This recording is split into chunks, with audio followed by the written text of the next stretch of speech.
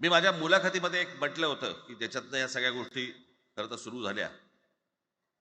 आणि मी असं म्हटलं होतं की कोणत्याही वादापेक्षा आणि कुठच्याही भांडणापेक्षा महाराष्ट्र मोठा आहे.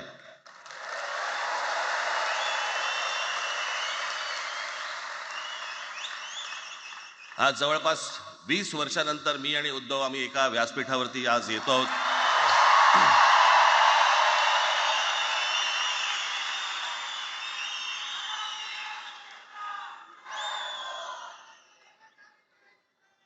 जे माननीय बाळासाहेबांना जमलं नाही, जे अनेकांना जमलं नाही, आम्हाला दोघांना एकत्र आणायचं, ते देवेंद्र फडणवीसला जमलं.